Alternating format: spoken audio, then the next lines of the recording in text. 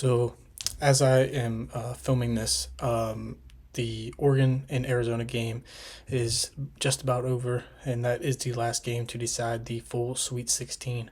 So, I'm going to be going over kind of most of the games, not all of them, and how the winning teams kind of were able to get it done. So, we'll start with the first round games in the South region. Auburn kind of struggled with Alabama State in the first half, but they did end up kind of figuring things out coming out of the half. And within that last probably 30 seconds of that first half, they kind of got it really under control. But during that, for most of 19 and a half minutes of the first half, it was kind of worrisome.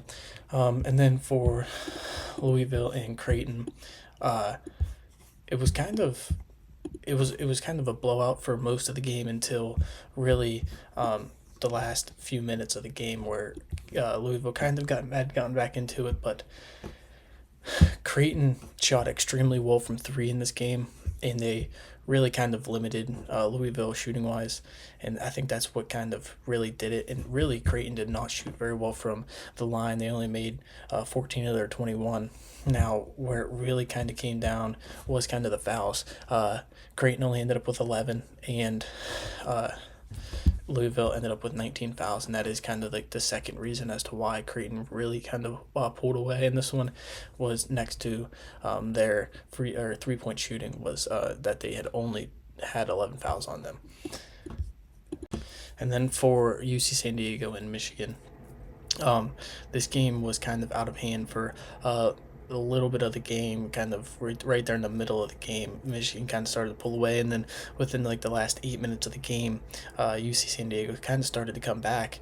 And one of the biggest reasons as to why Michigan ended up winning was the fact that Tate Jones was out for most of the game due to foul trouble and ended up fouling out. Who's their leading scorer? They're leading everything. He's probably one of the best players on their team, up there with McGee, who shot it 27 times and 15 times from three and only made three of them.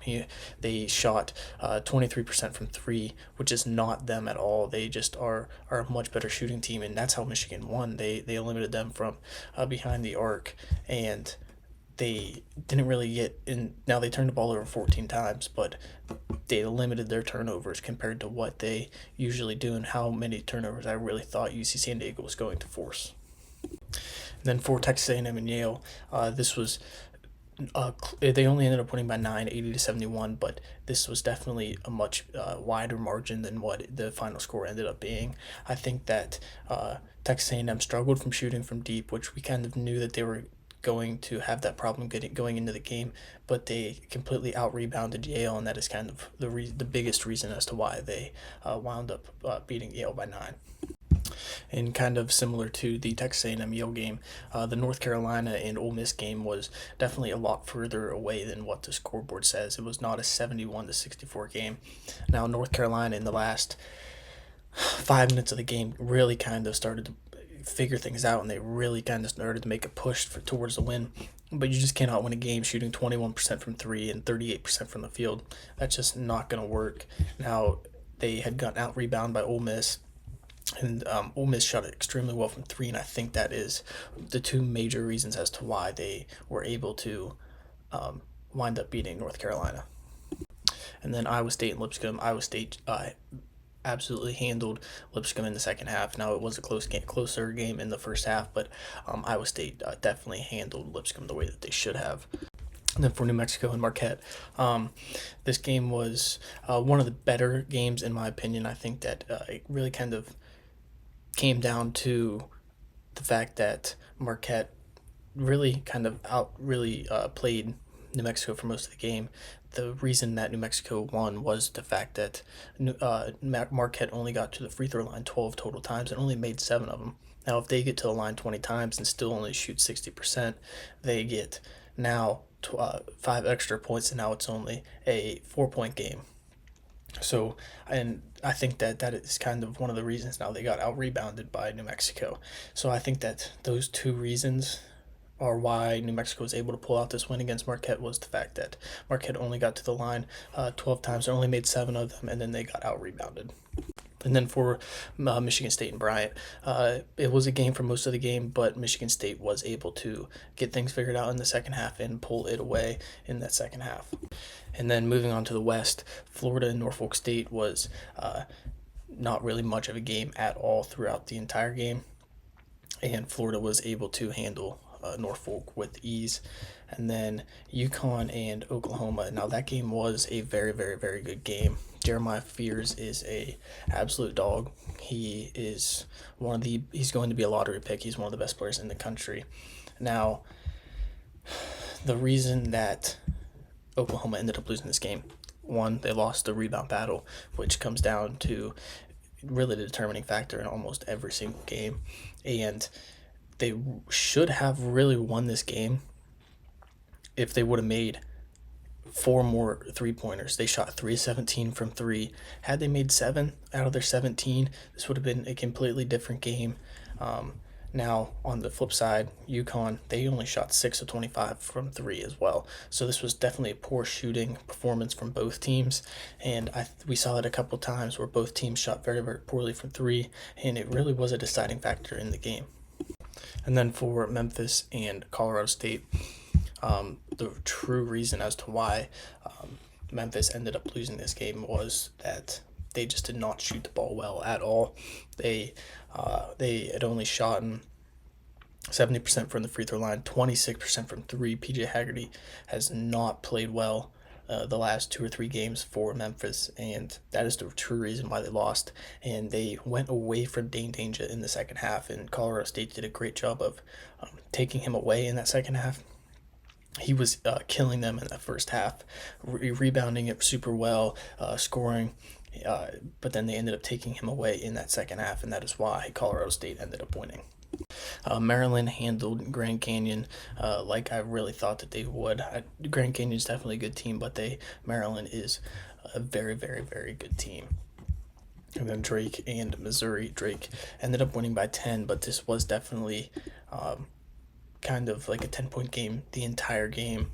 And Drake, they slowed down Missouri the way that I thought that they would, and it forced Missouri to kind of get out of their comfort zone, and that is the main reason why Drake ended up winning, is because Missouri had to play at a completely different level than what they're used to, and somehow Missouri ended up getting out rebounded and really outshot by Drake, which I kind of expected. But Missouri, who was a very, very good three-point shooting team going into the tournament, in my opinion, only shot at 25% from behind the arc, and they got most of their points from the free throw line. Almost half their points came from free throws, so I think that was kind of really the determining factor in this game. And then for Texas Tech and UNCW, this game had Texas Tech shot the ball better than what they did. They made 13, but they still only shot 28% from 3, and that's because they shot 46 of them.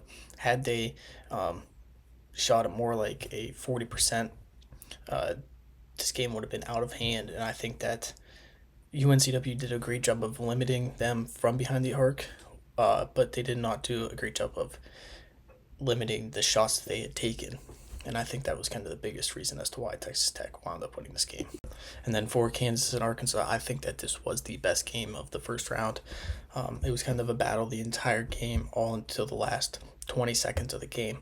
And Arkansas definitely had kind of played their game. Now Kansas outshot them from behind the arc. They had shot better from the free throw line. They had this exact same shooting percentage. They out-rebounded them. But what it came down to was the turnovers, and I think that Arkansas did a great job of forcing turnovers on Kansas, and they used those transition buckets to kind of get a couple of key buckets to take the lead. And then St. John struggled with Omaha in the first half, but they did wind up pulling it off and winning by 30. Duke handled Mount St. Mary's with ease. It was not a game at all in the East. And then Baylor, Mississippi State, that was definitely one of up there with Arkansas and Kansas as the best game of the first round. And Baylor, they kind of limited the players outside of Josh Hubbard. They let Josh Hubbard do his thing, but they limited the players around him and kind of forced Hubbard to kind of have to take over this game, which he really did. He had 26 points, but he wasn't able to do it all, and I think that was kind of where it wound up kind of being the determining factor. Oregon handled Liberty. Arizona beat Akron with ease, and then Wisconsin really kind of handled Montana for most of the game. The first few minutes were kind of close, but we see that in every single game. And then for BYU and VCU, this game was definitely a lot closer than what you would have liked for BYU, but VCU is definitely a very, very good team. And they both shot the three decently well, but what it really came down to was that VCU got in the foul trouble, and they were out-rebounded significantly, and that was kind of really where it came down to, because VCU only shot 6 free throws the entire game. If they shoot even 15, and that's a completely different game. And then St. Mary's played an absolutely outstanding game against Vanderbilt in a close game. This was definitely not a blowout, and by any means this was definitely a close game, but they forced Vanderbilt to 7 free throws the entire game. Kind of forced AJ Hoggard to kind of play out of his comfort zone with how great St. Mary's is defensively. He shot 1 of 8 from the field. He only shot 31% from 3, and now they only turned the ball over 4 times, but they had 17 fouls. So that is kind of the main reasons as to why St. Mary's was able to win this game. And then Robert Morris and Alabama.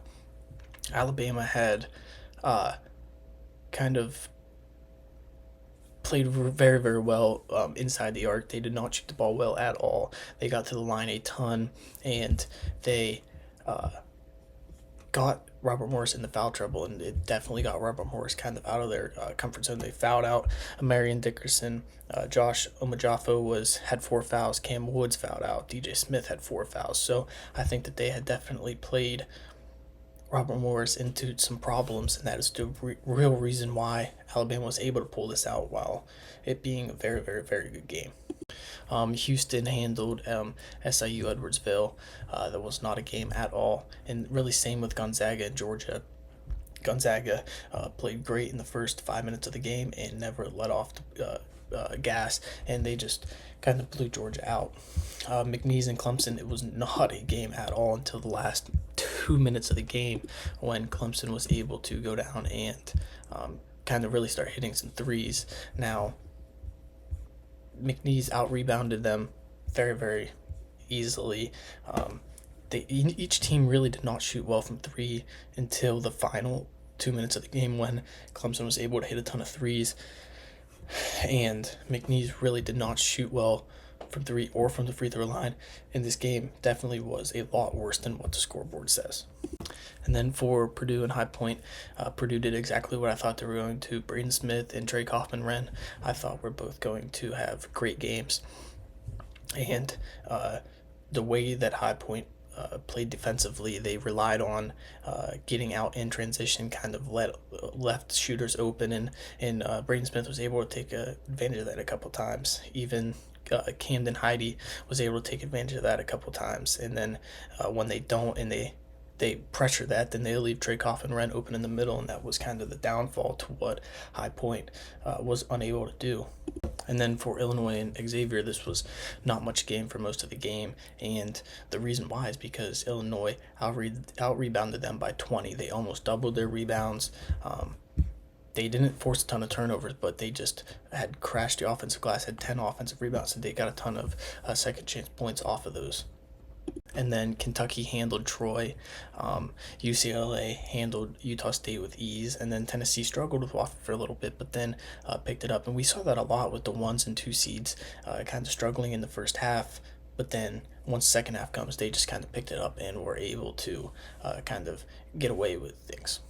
And then in the Sweet 16, the reason that Auburn beat Creighton the way that they did was they did not let them get to the line, and then they forced a decent amount of turnovers and out-rebounded them, and those are the 3 main keys. And then for Michigan and Texas A&M led for most of this game, but it really came down to the fact that Michigan had gone to the free throw line 36 times and made 81% of them.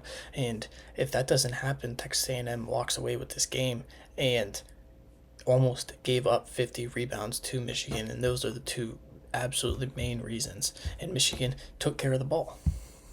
And then for Ole Miss and Iowa State, Iowa State had definitely played better. They just turned the ball over way more than what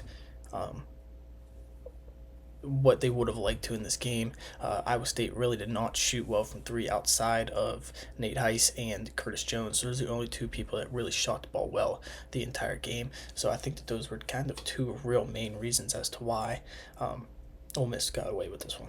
And then for Michigan State and New Mexico, Michigan State did not let New Mexico get to the free throw line. They limited them there, out-rebounded them, and only had 11 personal fouls the entire game. So I think that is really the main reason. And really, Jace Richardson, who is probably the best player on the team, did not play well at all. And it just really kind of worked out for Michigan State in the end. And then for UConn and Florida in the West region, UConn had definitely not shot well the entire game. Now, when they did get to the line, they made them, but Florida was able to get to the line way more than what they had.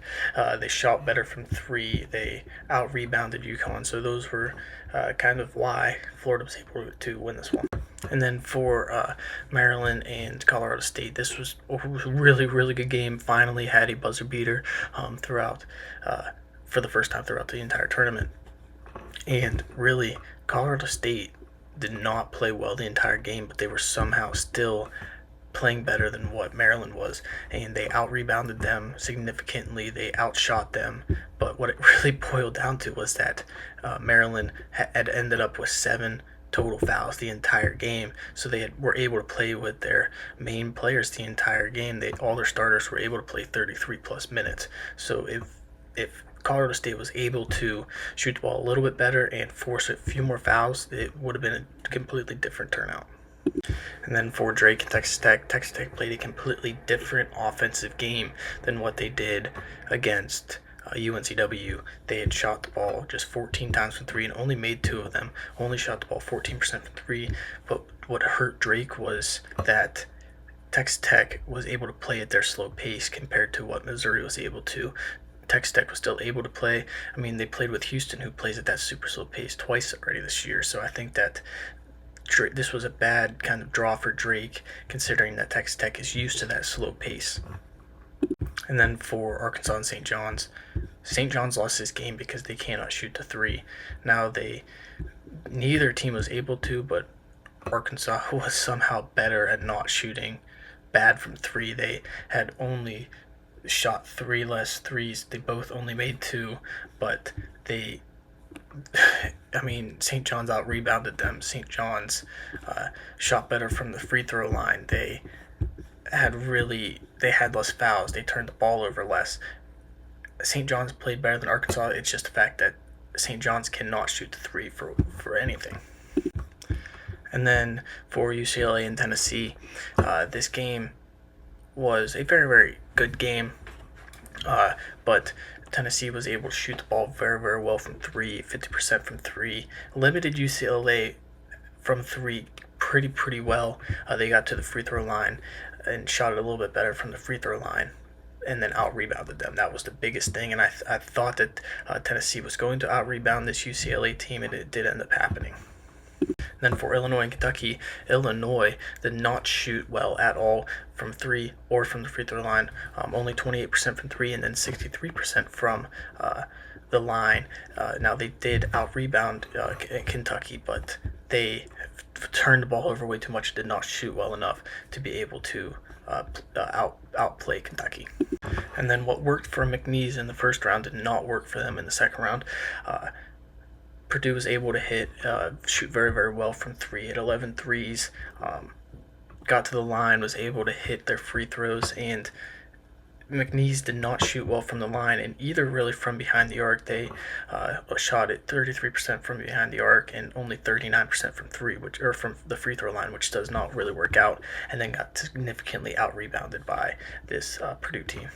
And then for Houston on Gonzaga, it was a very, very good game. Houston was able to shoot very, very well from three, 50% from three, got to the line a decent amount. Now, Gonzaga played very, very well. They made 9 of their 23s. They made every single free throw that they took, but they got out rebounded and they turned the ball over a little bit too much, and they did not force enough turnovers on Houston. And then Alabama, they outplayed St. Mary's for most of this game. They proved that their offense is going to be capable of winning multiple tournament games. And St. Mary's, who has a great defense, was not able to slow down the Alabama offense. And then for BYU and Wisconsin, both of them shot better than pretty good from three, but BYU just shot it better than what Wisconsin did from three.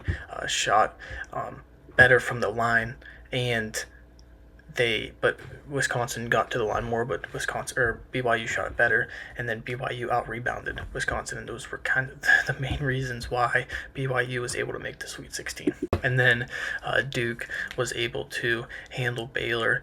This Duke team is playing like the best team in the country right now, which Baylor is nothing compared to what UConn is, but Duke has been playing better than what Auburn, what Florida has, what Houston has so far in the tournament. So I do think that Duke is playing like the best team in the country right now. And then with the ending of Arizona and Oregon just now ending, Oregon, these two teams played very, very similar. It's just that Oregon shot slightly worse from three, and down the stretch just had to kind of foul down the stretch and did not foul enough. And they had to waste a foul at the end of the game to get them into the bonus, and so they did not shoot well from the line, and I think that those were kind of and obviously Arizona out rebounded them, so those were the main keys as to why Arizona just won that game. So that is my the reasons why the teams that made the Sweet 16 ended up making the Sweet 16. So if you made it this far, like the video, subscribe, and thanks for watching.